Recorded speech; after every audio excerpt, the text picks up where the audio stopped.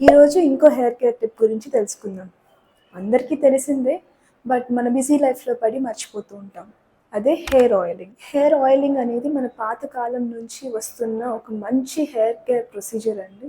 Oil అనేది మన హెయిర్‌కి కండిషనర్ లాగా వర్క్ అవుతుంది. చాలామంది ఏం చేస్తారంటే ఆయిలింగ్ అని చెప్పి స్కాల్ప్ వరకు పెట్టి అసలు హెయిర్ స్ట్రాండ్స్‌కి వదిలేస్తారు. యాక్చువల్‌గా ఆయిల్ అనేది మన హెయిర్ లెంగ్త్‌కి చాలా బాగా ఉపయోగపడుతుంది. అదొక కండిషనర్ లాగా హెల్ప్ చేస్తుంది. హెయిర్‌ని ఎప్పుడు స్మూత్‌గా, షైనీగా ఉంచడానికి హెల్ప్ చేస్తుంది. సో, స్కాల్ప్‌లో ఆటోమేటిక్‌గా మన బాడీ ఆయిల్ అనేది ప్రొడ్యూస్ చేస్తుంది న్యాచురల్‌గానే. సో, అడిషనల్‌గా స్కాల్ప్‌కి అంత ఆయిల్ అవసరం ఉండదు. బట్ హెయిర్ స్ట్రాండ్స్ కొంచెం డ్రై అయిపోతాయి. ఎన్విరాన్మెంట్‌కి ఎక్స్‌పోజ్ అయినప్పుడు, డస్ట్‌కి ఎక్స్‌పోజ్ అయినప్పుడు అంతా అది డ్రై అయిపోతుంది. డ్రై కాకుండా ఎప్పుడు స్మూత్‌గా, హెల్తీగా, షైనీగా ఉంచడానికి హెయిర్ ఆయిల్ అనేది ఉపయోగపడుతుంది.